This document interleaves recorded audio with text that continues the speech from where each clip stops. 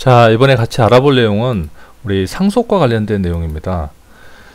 자, 우리가 농지를 상속을 받게 되면 취득세를 내야 됩니다.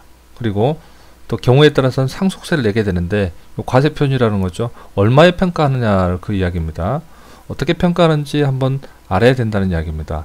한꺼번에 또 세금을 내야 되면 준비를 해야 되기 때문에 그 문제가 있고요.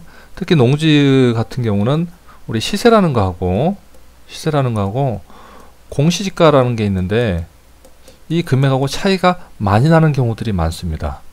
자, 그래서 우리 의뢰인들이 좀 헷갈려하는 부분들이 있기 때문에 오늘 농지 상속과 관련해서 취득세를 어떻게 산정을 하는지, 그리고 취득세 감면 대상이 누가 있는지 한번 알아보도록 하겠고요. 두 번째는 농지 상속할 때 상속세를 부과하는 그 기준이 뭔지 그걸 좀 알아두면 좋겠죠. 세 번째, 상속 재산을 취득하는 절차가 어떻게 되는지. 사실 이 취득하는 절차는 대부분 잘 모르죠. 예, 이런 것들을 반복적으로 하는 일이 아니지 않습니까? 자, 그래서 이 내용들을 꼭 한번 좀 알아주시면 좋을 것 같은데, 우선 상속세라는 게 상속을 받게 되면 상속세라는 것도 좀 걱정을 하게 되시는데, 일반적으로는 취득세들이 더 많은 경우들이 많습니다. 자, 그러면 우리 취득세와 상속세를 내게 되는데, 이 관할이 어디냐? 취득세는 부동산 소재지입니다. 그래서 부동산 소재지에 시군구청이 관할 소재지가 되고요. 상속세는 사망한 사람 피상적인 주소지입니다. 주소지 관할 세무서였어요. 그래서 예를 들면 이분이 서울에 사세요. 서울에 사는데 강원도 삼척시에 땅을 사둔 게 있습니다. 그러면 모든 재산에 대해서 세금 신고를, 상속세라고 세금 신고하는 경우는 서울에다가 해야 되고요. 그리고 삼척의 부동산에 대해서는 삼척시에 취득세 신고를 해야 된다는 겁니다. 자, 취득세는 과세 대상이라고 하는데요. 부동산이나 차량 등 일정 물건을 취득할 때 내는 세금이고, 상속세는 모든 재산 합산입니다. 자, 아버지로부터 얼마를 받았느냐, 현금 얼마, 부동산 얼마, 이 모든 것들을 다 합쳐서 계산하는 게 상속세입니다. 세율은 취득세는 4%에서 플러스 마이너스가 있고요. 상속세는 10%에서부터 최대 50%까지 누진 구조로 과세합니다. 그래서 취득세는 재산이 100억이든 1000억이든 단일 세율이라고 그러고요. 상속세는 계속 누진적으로 과세되기 때문에 초과 누진세율이라고 그럽니다. 자, 그럼 어떤 기준으로 취득세를 내느냐? 취득세는 농지의 경우는 공시지가로 하고요. 상속세는 원칙이 시가입니다. 예외적으로 공시지가를 하는데, 예를 들면 우리 농지라고 하면 이 농지 지금 현재 한 2억 정도 해요.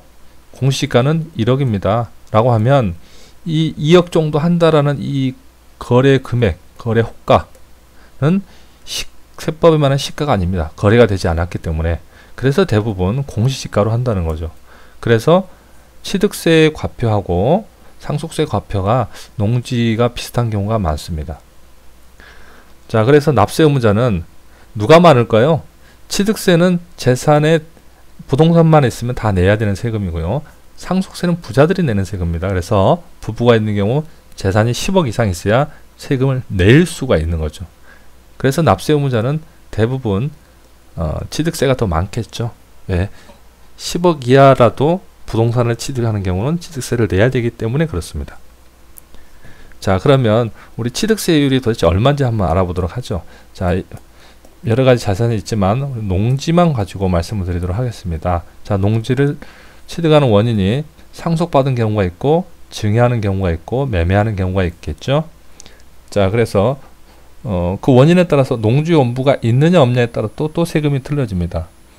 자, 취득세를 내게 되고, 농특세를 내게 되고, 교육세를 내게 되는데, 이걸 합쳐서 취득세 고지서에 같이 내게 됩니다. 그래서 농지원부가 없는 분이 상속을 받았어요. 자, 이 농지원부 유무는 받은 사람 기준입니다. 농지원부가 없는 사람이 받았으면 취득세는 2.3%, 농어촌 특별세가 0.2%, 교육세가 0.06%, 합쳐서 2.56%를 내게 되고요. 농지원부가 있는 아들이 받았다라고 치면은 취득세의 절반 1.2%, 교육수의 절반 0.3% 해서 1.18%를 내게 됩니다. 자, 농지연부가 있는 경우는 어떻게 해요? 농어촌 특별세가 다 없습니다. 자, 증여라는 경우는 생전에 이제 아들한테 주거나 배우자한테 주는 경우인데, 농지연부가 없는 경우는 3.5%, 농어촌 특별세 0.2%, 교육세 0.3% 해서 4%를 내게 됩니다. 농지연부가 있는 경우는 절반으로 내려가죠. 그래서 1.9%. 농지를 매매를 했다. 마찬가지입니다. 농지연부가 있는 경우, 없는 경우.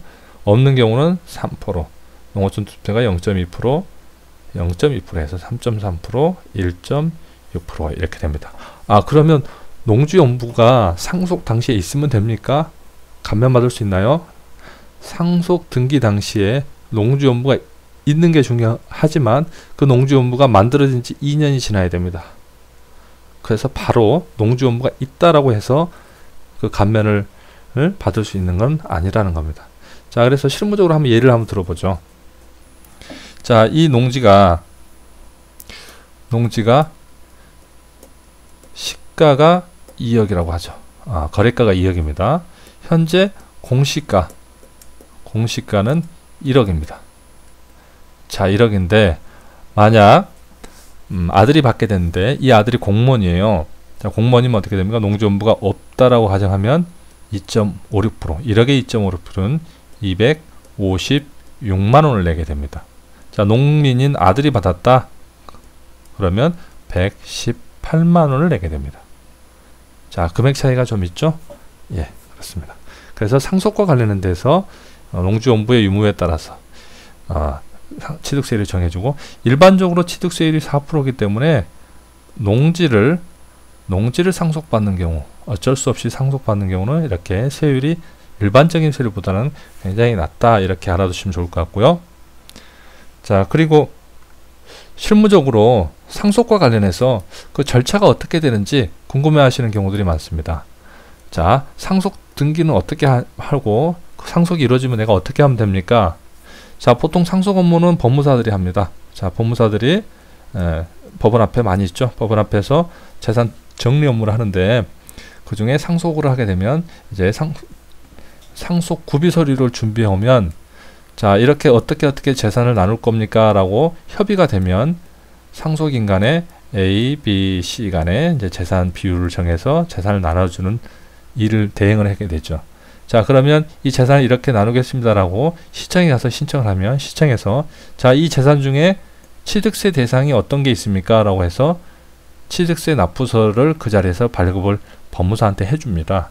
그러면 법무사는 그 취득세를 대신 받아서 세금을 납부를 해주겠죠. 자, 이 납부한 영수증을 가지고 법원에 갑니다. 법원에 가서 자, 이대로 분할을 했고 이대로 시청에 세금까지 냈으니까 빨리 등기해 주세요 라고 하면 법원에 등기 접수를 하게 되면 보통 한 일주일 정도 지나면 등기가 완료가 됩니다. 자, 그래서 우리 실무적으로 우리가 의뢰인 측면에서 알아야 될 것은 자, 재산을 어떻게 나눌 건지 하고 문제하고 자, 세금이 다 준비가 됐는지, 자, 이 정도가 좀 중요한 일일 것 같고요. 또 나머지 일들은 다 위임을 해서 진행하는 일이기 때문에 자, 처음 해보는 다 일이겠지만 이 절차들을 한번 쭉 알아두시면 굉장히 삶에서 도움이 될 것 같습니다.